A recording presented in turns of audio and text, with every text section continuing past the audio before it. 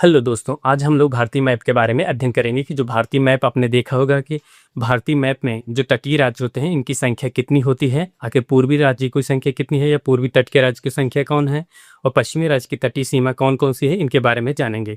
देखिए, अगर टोटल तटीय राज्यों की संख्या बात की जाए तो इनकी संख्या होती है 9।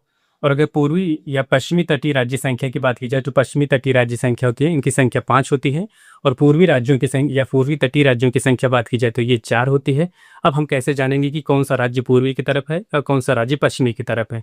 देखिए, जो राज्य पश्चिम तटीय क्षेत्र होते हैं वे अरब सागर से इनकी सीमा साझा करती है। क्या होती है? अरब सागर की सीमा इनके साझा करती है पश्चिमी तटीय क्षेत्रों से। और पश्चिमी तटीय क्षेत्रों से अगर अरब सागर की सीमा साझा करती है तो वे कौन कौन से राज्य होते हैं। यहाँ पे देखिएगा, ये पहला राज्य जो होता है गुजरात होता है यहाँ पे। फिर उसके आगे नीचे आएंगे तो महाराष्ट्र होता है, ये पश्चिमी तट होता है। फिर उसके यहाँ से नीचे देखेंगे छोटा सा गोवा होता है। फिर उसके नीचे कर्नाटक क्षेत्र होता है और फिर उसके नीचे यहाँ पे केरल क्षेत्र आ जाता है। ये होता है पश्चिमी तटीय। अब हम बात करते हैं पूर्वी तटीय राज्यों की संख्या कितनी होती है। पूर्वी राज्य तटीय की सीमा संख्या होती है 4 होती है। इनकी सीमा जो होती है बंगाल की खाड़ी जो होती है उससे सीमा साझा करती है, उनसे स्पर्श करती है। वे राज्य होते हैं, यहाँ पे देखिएगा, यहाँ से आ जाएगा यहाँ पे तमिलनाडु ये क्षेत्र हो जाएगा। फिर उसके बाद यहाँ पे आंध्र प्रदेश आ जाएगा और फिर उसके बाद यहाँ पे उड़ीसा क्षेत्र हो जाता है और अंत में देखेंगे जो पश्चिम बंगाल का क्षेत्र यहाँ पे हो जाता है। इस तरह देखा जाए तो भारतीय मैप में ये पूर्वी तटीय राज्य होते हैं और पश्चिमी तटीय राज्य संख्या होती है।